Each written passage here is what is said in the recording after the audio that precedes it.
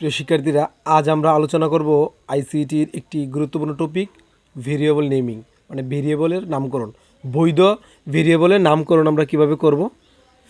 এখানে দেখতে পাচ্ছ আমি কিছুতে রাইট চিহ্ন ব্যবহার করেছি, কিছুতে ক্রস চিহ্ন, আবার কিছুতে ক্রস চিহ্ন, আবার কিছুতে রাইট চিহ্ন।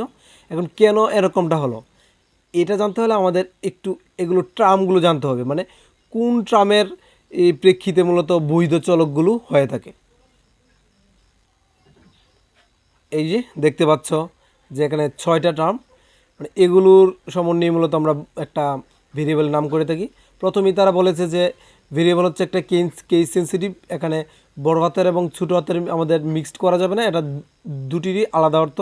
তারপরে এখানে বলেছে যে ভেরিয়েবল নামের ক্ষেত্রে আমরা বড় হাতের যে ইংলিশ বর্ণগুলো বা ছোটো হাতের ইংলিশ বর্ণগুলো ও এই সংখ্যাগুলো যে আছে যে এই 0 থেকে 9 পর্যন্ত বা ডলার চিহ্ন, আন্ডারস্কোর চিহ্ন, এগুলো ব্যবহার করতে পারবো। এগুলো ব্যতীত অন্য কিছু ব্যবহার করতে আমরা পারবো না, যেমন @, বা অন্য কিছু আছে এগুলো, %, এগুলো আমরা ব্যবহার করতে পারবো না।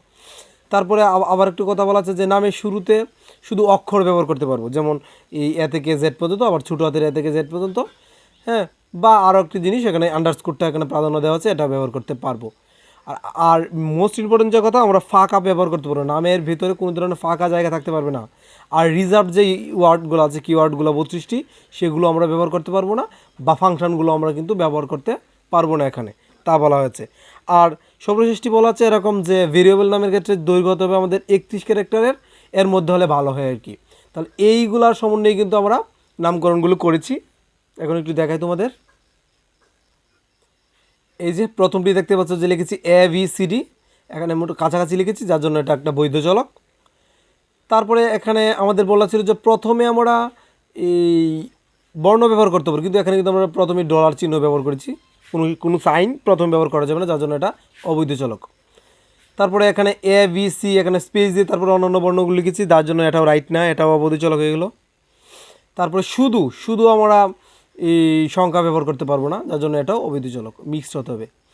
আর এখানে বর্ণ ব্যবহার করেছি, তা রাইট। আবার প্রথমে বলেছিলাম যে আন্ডারস্কোর চিহ্নটা প্রথমে ব্যবহার করা যাবে, তার জন্য এটা হচ্ছে আমাদের বৈধ চলক।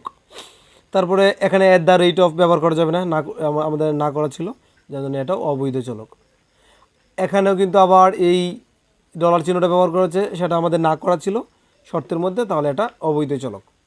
আর এটা হচ্ছে বৈধ চলক। এখানে গ্যাপ আছে, কিন্তু এই গ্যাপটাকে আমরা রিকভার করেছি আন্ডারস্কোর চিহ্ন দ্বারা, যার জন্য এটা বৈধ চলক। তারপরে এটা ব্যবহার করা যাবে না, কারণ এখানে চিহ্ন ব্যবহার করা যাবে না, এটা অবৈধ চলক। ইফ হচ্ছে একটা রিজার্ভ ওয়ার্ড, মানে কিওয়ার্ড, এটা ব্যবহার করা যাবে না, এটাও আমরা ব্যবহার করতে পারি না।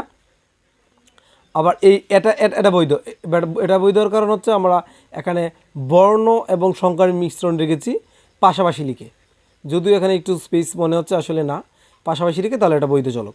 সর্বশেষটিও আমরা বলতে পারি যে বৈধ চলক, কারণ এই ক্ষেত্রে আমরা এই নির্দিষ্ট মাত্রায় গ্যাপটা রেখেছি, অন্যান্য কোনো স্পেশাল ক্যারেক্টার ব্যবহার করিনি।